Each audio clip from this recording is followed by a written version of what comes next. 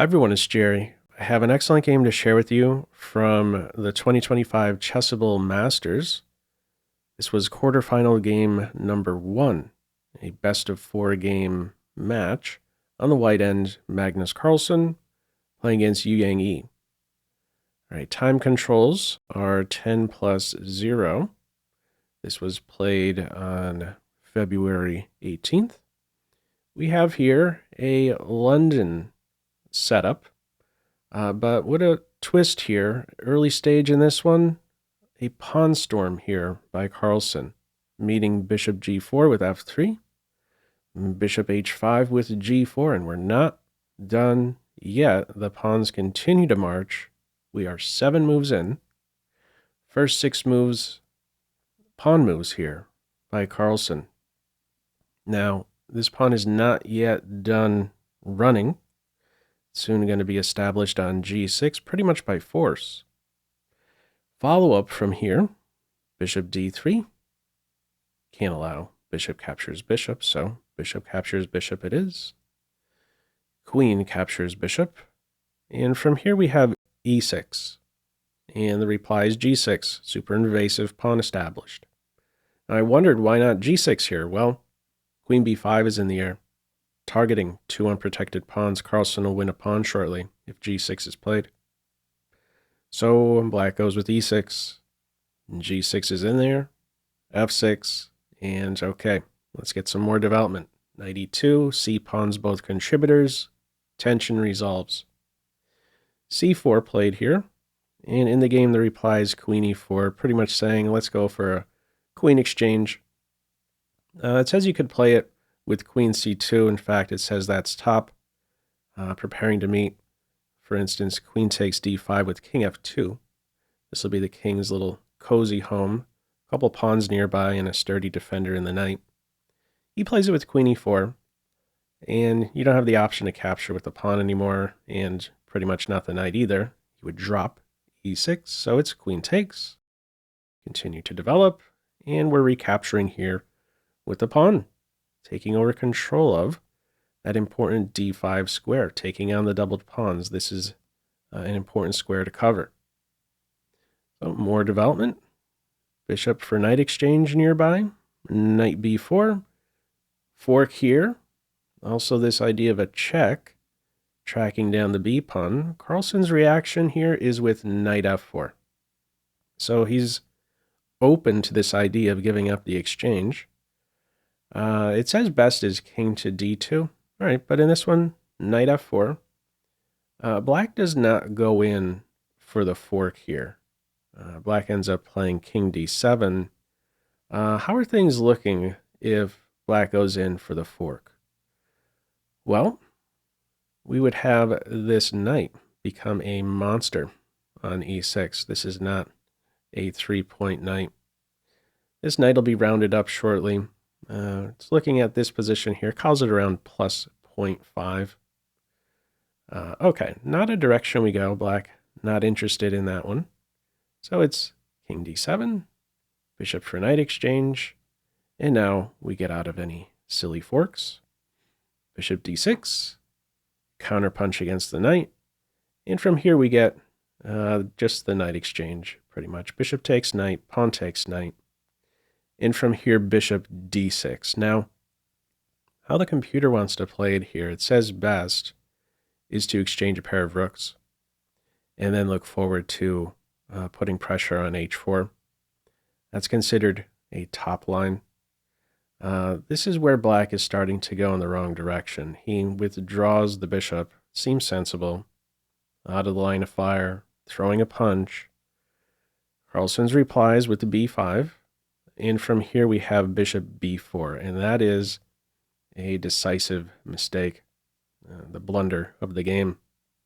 It yet again wants to go for this idea of a rook exchange and bishop g3, or even rook to h6. Let's consider those two as top replies, pressure on these two pawns.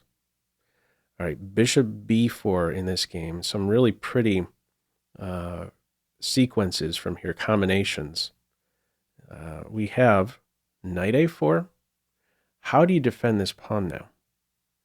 In the game, it's bishop a5. If you step over with a king, this pawn is going to be rounded up, be targeted by the rook. So it's the bishop who has that responsibility. Now we have pressure on the pawn. It's defended, and it is clear after rook to c2, this is right around the corner. What are you supposed to do about this? Black is almost tied up in a complete knot. These are a couple invasive pawns. There's going to be another invasive pawn established before this game ends. How do you get yourself out of this pickle here as black? Well, the try at this point is to go on the offensive, rook h6. It's not going to work out well, but really, no matter what black tries, not going to work out well. If black tries, instead of the move in the game, rook h6, to kind of crawl up into a ball in order to defend this c-pawn, stacking the rooks like this, here is how white can make progress. You ready? e5. And now what do you do here? So if you push, here's a simple way forward. The king simply comes over here and collects a pawn. Really can't do much about that. And if you capture, you could also think about this idea as well. Things are slightly different, possibilities of a rook check, but in this situation here, I just want to pause for a moment. Look at the frozen position black is pretty much in. The pieces don't have moves, really. The rooks, the bishop. You move the bishop, you're dropping the b6 pawn as well as the exchange. You move either rook, you're going to lose the c pawn. You can't move the c pawn, and you can't move any other pawn. What does this mean? Your only moves are with the king. And the king is also a very limited piece in this situation. It has only 3 options, but if you go to 2 of them, these ones here, where you are no longer defending the rook on c7, white would have this beautiful move, b4. And now you can't take on b3 en passant. Drop a rook. And if you take the b4 pawn, your only other option, it seems, you would not only lose the b pawn and the c pawn, but you would also, in the end, lose control of the 7th rank. There's no good way to prevent this rook from getting to this very active post. Bishop is also hit in this position. This is completely winning. If we look at one other option here for black, let's say the king stays glued to the rook right here. Eventually, what's going to happen is black will get outmaneuvered with a check.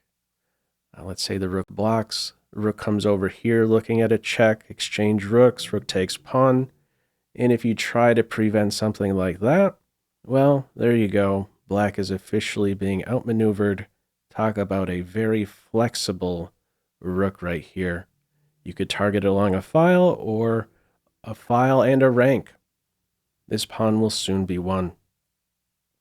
Notice any ideas of maybe pushing with c3. The rook is perfect there, supporting a follow-up b4, and the bishop will be squashed. So black's approach in this game is to not try and defend this c pawn here directly, anticipating the battery. Black goes on the offensive. Rook h6 it is. We double up. From here, c3 is the try. What else is there here for black? If black collects this pawn, yet again, there is this star move, b4. What are you supposed to do? Can't take en passant. You're dropping the rook. And if you take the pawn, you're going to lose not only the rook, but the bishop. You're going to be down a full rook shortly. Also know, things do not change much if black in this position meets the move b4 with first rook g2, because in this position you no longer have the option to capture en passant. It was a now or never moment. Getting one rook off like that is not going to be helpful. And this bishop is officially going to be won. It's the same story here. If bishop captures pawn, we're going to lose the rook. And next up, the bishop. Back-to-back forks. So black's try in this one, rather than the capture here on g6, it is c3. Let's see what his plan is. In comes b4. Rook c4. Ah, you take my bishop, I take your knight. Well, that's exactly what happens. Minor pieces come off, but in the end, look at these monster rooks. You ready? Final couple moves here. e5, chop, chop, and black resigns. Even in this simplified ending, this alpha 0 pawn is a monster. You see what just happened? This king is now cut off from any of the 6th rank squares.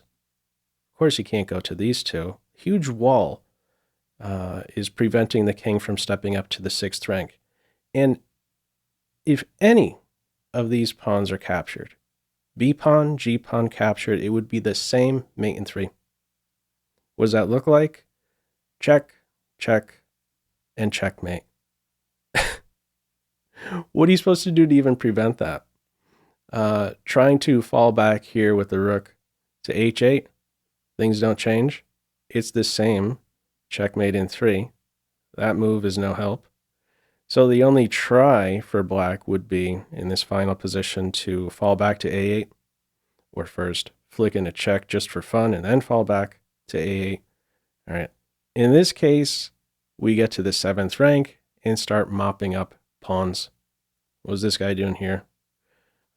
We got a passed pawn ready to double up on the 7th rank. Completely winning ending here for Carlsen. This was a really beautiful game, especially for just a 10-minute game here. Really liked this ending. Anyhow, what are your thoughts with this one? Feel free, as usual, to leave any feedback to this video in the comment section below. I hope you enjoyed it and maybe took a thing or two away. That's all for now. Take care. Bye.